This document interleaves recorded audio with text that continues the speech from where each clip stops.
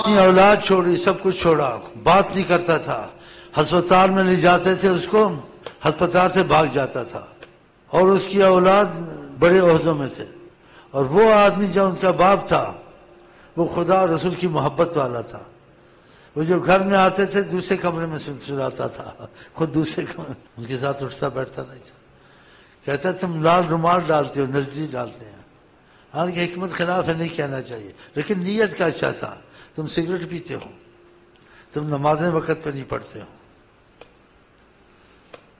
پھر وہ بیمار ہو گیا، ہسپتال میں لے گیا اس کو، اس کے بڑے لڑکے جو بڑے بڑے عہدوں والے تھے، وہ دوسرے دروازے سے بھاگ گیا، کیا میں خود علاج کروں گا، یہ خدا رسول کے حق میں اچھے نہیں، ان کا علاج میں نہیں چاہتا ہوں، بتاؤ، بڑے پریشان، اولاد کے ساتھ موافقت نہیں کرتا تھا، کس کی وجہ سے؟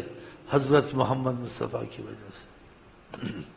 کہتے وہ اس کو خواب آئی یا دیکھا، میرے پاس آیا، بولے شیخ صاحب میں حیران ہوں، میں کیا کروں، مجھے سمجھ نہیں آتی، کہ کیا ہوا، خیر تو ہے؟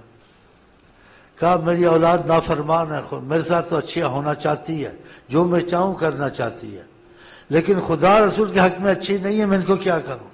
میرے لیے ہر چیز کرنے کو تیار ہے، ہوائی جہاز پہ چڑھا کے دنیا کسی خطے میں علاج کرانے کو تیار ہے، پیسہ دینے کو تیار ہے، میں ان کا کھانا نہیں کھاتا ہوں، جیسا اٹھتا بیٹھتا نہیں، مزدوری کرتا تھا، وہ آتا تھا، وہ آدمی مزدوری کرتا تھا، آتا تھا، اس طرف کا تھا، یہ موریتانیہ کا، شنگیتی جن کو کہتے ہیں وہ تھا، لیکن بہت مضبوط تھا، بولتا میں حیران ہوں، میں نے کہا کیوں، کیا ہوا؟ بولا نبی کریم صلی اللہ علیہ وسلم سے ملاقات ہوئی، اور میری اولاد سے میں بیزار ہوں، ان کی شکل نہیں دیکھنا چاہتا ہوں، گھر میں آتے ہیں تو اولاد ہے جو ظاہری رابطہ ہے، کمرے میں رہتے نہ کھاتا ہوں اس کے ساتھ، نہ پیتا ہوں، نہ ان کے پیسے لیتا ہوں، نہ علاج کراتا ہوں، اپنا خود ہی کرتا ہوں۔ تو نبی کریم نے مجھ کو کہا ایک بات میں سمجھ میں نہیں آ رہی، مجھے کیا کہا تیری اولاد مجھ کو حوض کوثر پہ ملے گی، تیری اولاد مجھ کو حوض کوثر پہ ملے گی۔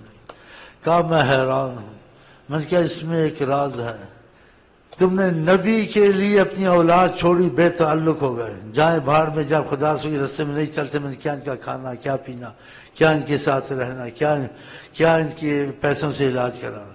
تو نبی کریم نے تم کو تسلی دی ہے کہ تم نے اگر اولاد کو ہمارے لیے چھوڑا، تم کو نہیں چاہیے میری وجہ سے، اب تمہاری وجہ سے میں تمہاری اولاد کو نوازوں گا، ان کو ہدایت پلاؤں گا، دیکھا، تمہاری وجہ سے، ورنہ میں نہ کرتا، جب تم نے میرے لیے سب کچھ چھوڑا، میں بھی تمہارے لیے سب کچھ کروں گا، تمہاری اولاد کو ٹھیک کروں گا۔ کہتا ہاں یہی بات ہوگی، واللہ حیران ہو گیا، بولے میں نے کہا تم نے آقا کے لیے چھوڑا نا، تو آقا تمہاری نافرمان اولاد کو مجھے حوض کوثر پر ملے گی، کیا مطلب اس کا؟ کہ تم نے ہمارے لیے اولاد کو چھوڑا، سب کچھ چھوڑا، اولاد کو کون چھوڑتا ہے؟ پھر وہ اولاد جو حکومت کے عہدوں پہ ہوں، ہاں جی، اور بڑے بڑے ان کی پوسٹیں ہوں، ہاں جی، پھر وہ خدمت، لوگ تو فخر کرتے ہیں، خوش ہوتے ہیں، اور تم نے سب کو ان کا پیسہ، ان کا بیٹھنا اٹھنا قبول نہیں کیا، فقط حضرت محمد مصطفیٰ کے واسطے۔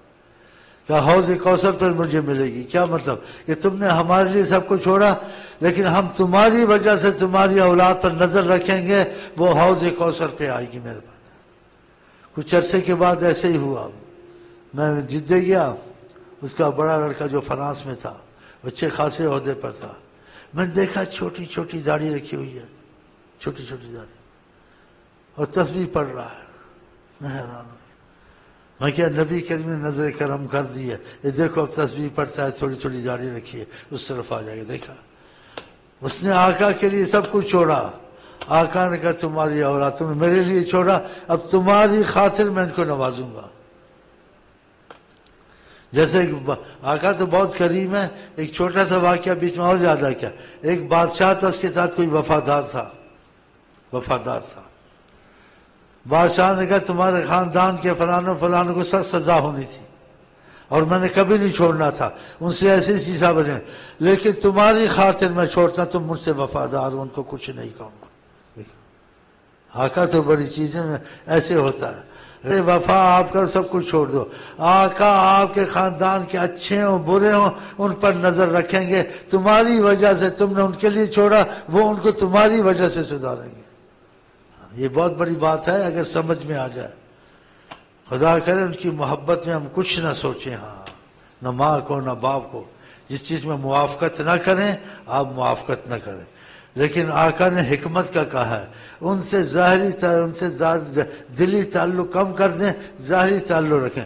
جتنا وہ آقا کے موافقت کریں آپ بھی موافقت میں ہوں، نہ کریں تو جیسے دنیا کو چلانا ہے اخلاق ظاہری، بس گھل مل کے نہیں رہنا. تو میری جان میں تیری جان، نہ نہ نہ.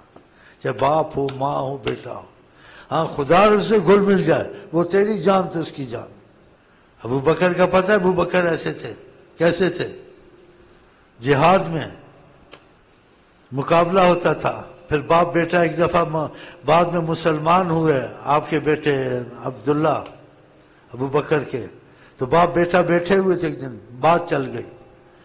اس نے ابو بکر رضی اللہ عنہ کو کہا میں جہاد میں آپ کو دیکھتا تھا تو آپ کے قریب سے گزرتا تھا، میں باپ ہو کے باپ سمجھ کے چشم پوشی کر کے نکل جاتا تھا، میں آپ کو قتل کر سکتا تھا. ابو بکر نے کیا کہا اگر مجھے تو نظر آتا میں چشم پوشی نہ کرتا، میں تجھ کو قتل کرتا. لیکن ابو بکر کہا میں تجھ کو نہ چھوڑتا، میں تجھ کو قتل کرتا بیٹا سمجھ.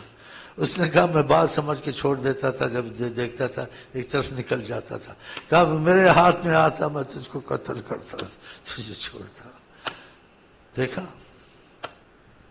کیسی محبتیں تھیں. یہ ہمارے لوگ اتنی محبت، اتنا بڑا امتحان کچھ نہیں آتا. ذرا سی بات میں خدا سے بدل جانا، نبی سے بدل جانا، ایک دم ان کے ڈھل مل یقین کی طرف نہیں ہونا چاہیے. ہاں اخلاق سے رہو، ان کو دبا کے رکھو، آستے آستے کھینچو، بحث مت کرو، بحث ہونے نہ دو. وہ دیکھیں گے زیادہ بولتا ہے رخ نہیں دیتا ہے تو آپ کا ادھر آقا کو رخ دو، میں بھی رخ دوں. رخ نہیں دیتے تو پھر تھوڑا بہت کھا لو، بس السلام علیکم اوپر پر تو ٹھیک ہے، بس زیادہ ہنسنا نہیں. جتنے وہ آتے جائیں آپ بھی اس کے حساب سے چلتے جاؤ. وہ ہٹ جائے تو آپ بھی ہٹ جائیں. بیوی گڑبڑ پڑتی ہے تو اس سے زیادہ محبت، اس سے زیادہ احسان مت کرو، رخ زیادہ نہ دو، بس. اس کے بچوں کو رخ نہ دو، وہ مجبور ہو جائے گی، تم کو کہاں چھوڑ سکتی ہے، کہاں جائے گی، بچے کے لے کو کہاں جائے گی، مجبور ہو جائے. لیکن حکمت سے، مار کوٹ سے نہیں. اسی کا جس کو حکمت دی گئی بہت کچھ دیا گیا.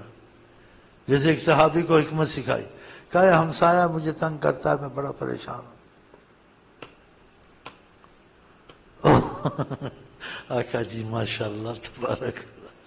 اس کو کہا تم اپنا سامان باہر نکالو سڑک میں، کسی سے کچھ مت. کوئی پوچھے بولے یہ ہمسایہ سے مجھے تکلیف ہے، میں دوسری جگہ جاتا ہوں، بس. یہ خود ہی تم کو راضی کر لے گا. ماشاءاللہ. اسے سامان باہر نکالا، لوگ گزرتے تھے ادھر ادھر سے، صحابہ اور صحابی. وہ کیا بات ہے، کہیں جا رہے ہو تو سامان باہر نکال رہے ہو؟ بولے ہمسایہ سے تکلیف ہے، میرے ساتھ سلوک اس کا اچھا نہیں، میں جا رہا ہوں. وہ بڑا ڈرا. اس نے کہا آقا جی ایک بات پہنچائے گی، کیا مشکل بن جائے گی.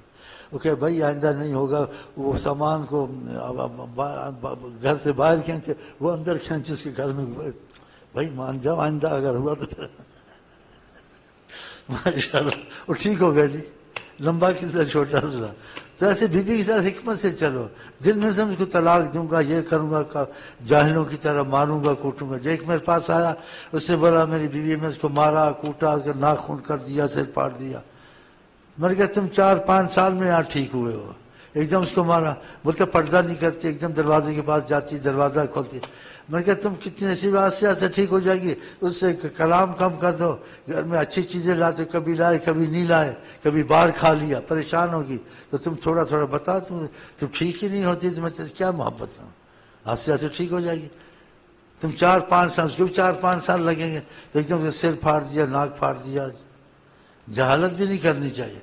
تو اللہ تعالیٰ کہہ رہے ہم لوگ گھر کے حالات سنظاریں، حکمت سے سدھاریں، اور نبی کریم کے معاملے کو بیچ میں بڑی اہمیت سے رکھیں، سب کام بن جائے گے انشاءاللہ.